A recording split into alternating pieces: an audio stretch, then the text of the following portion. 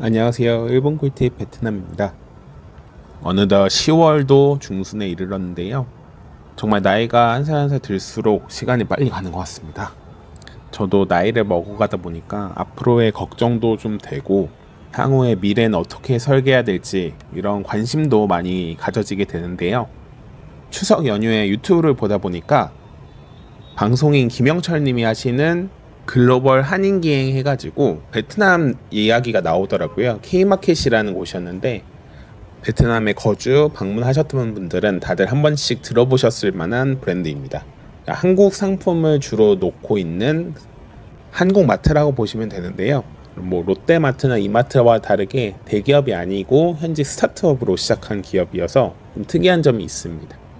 오늘은 한국 브랜드가 어떻게 좀 성공을 했는지, 반대로 어떻게 하면 실패를 하는지 한번 확인을 해보고요.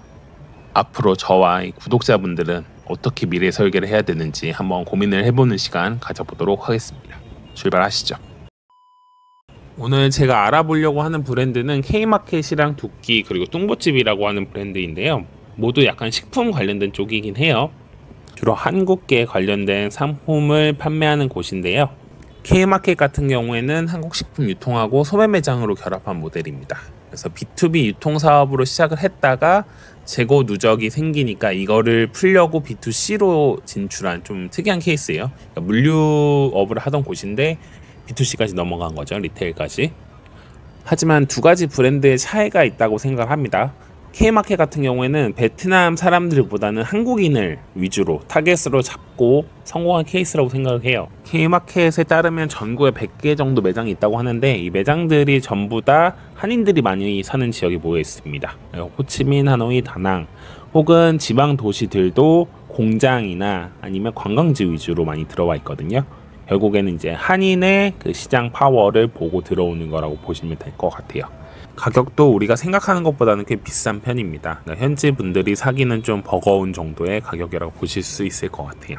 반면에 두끼, 뚱보집 같은 브랜드들은 식당 프랜차이즈입니다. 굉장히 많은 프랜차이즈가 베트남에 있고요. 대표적인 케이스가 바로 두끼인데요. 떡볶이 뷔페예요. 여기는 가보시면 평일 저녁에도 사람들이 굉장히 많고 줄을 서서 먹을 정도입니다. K마켓과는 달리 두끼는 무한리필 떡볶이 플러스 DIY 조리 방식이 특징인데요. 베트남 분들이 뷔페를 굉장히 좋아하십니다. 저렴한 가격에 많이 먹을 수 있는 걸 선호하는데 두끼는 이런 컨셉에 딱 맞는 브랜드였어요. 떡볶이라는 한류에다가 그리고 무한리필이라는 걸 보면 베트남 분들이 좋아할 수밖에 없는 방식의 경영 스타일이에요.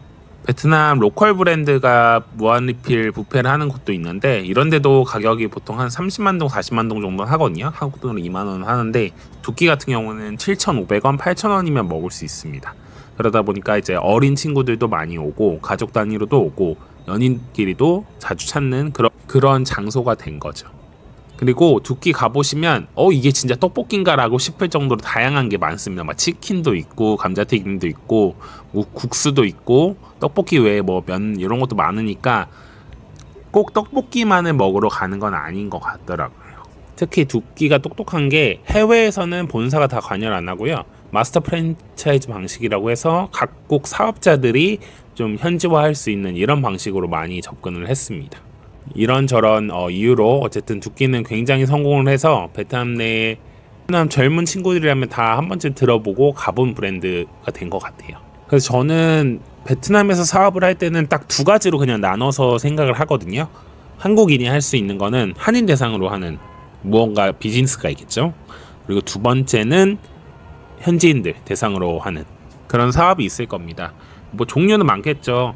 과거부터 한식당 이런 거는 굉장히 많이 했었고 예전부터 많이 해오는 한식당이나 최근에는 인생네컷 같은 사진 찍기 브랜드들도 많이 들어와가지고 하시는 분들을 봤어요.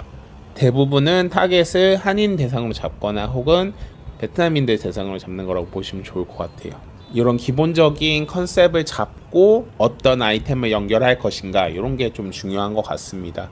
저도 베트남에 이제 6년 정도 살면서 느끼는 게 어정쩡하게 둘 다 하려고 하는 분들은 좀 실패를 많이 하시는 것 같더라고요. 저는 개인적으로는 한인 대상으로 하는 거는 그래도 안정적인 뭔가 포션을 가져간다라고 생각을 하기 때문에 많이 시도를 하시지만 위험도 크다고 생각을 합니다. 한인이 그렇게 많지는 않아요. 호치민에는 10만 명 정도 되고요. 베트남 전역에 한 30만 명 정도 된다고 들었습니다. 많으면 많고 적으면 적은 숫자인데 이걸로 내가 평생 살아갈 수 있을까라는 생각은 좀 들어요. 그러다 보니까 궁극적으로는 베트남 로컬 분들을 대상으로 뭔가 사업을 하는 게 맞지 않나라는 생각이 들고요. 사업이나 취직 생각하면 오시는 분들이 이런 생각을 많이 안 하고 오세요. 그냥 한국 거 가져가면 잘 되겠지, 내가 한국 사람이니까 취직 잘 되겠지라는 아니란 생각으로 오시는 경우도 많은데 코 다치는 걸 많이 봤어요. 그리고 뭐 1년 2년 지나서 사업 접고 돌아가시는 분들도 많이 봤고요. 요런 거는 좀 주의하셔서 들어오시는 게 좋을 것 같습니다. 그래서 오늘은 베트남에서 먹히는 브랜드들, 그리고 어떻게 성공했는지 어떻게 실패하는지에 대해서 알아봤고요. 항상 구독과 좋아요, 알림 설정 감사드리며 더 좋은 영상으로 찾아뵙는 일본 꿀팁 베트남 되겠습니다. 감사합니다.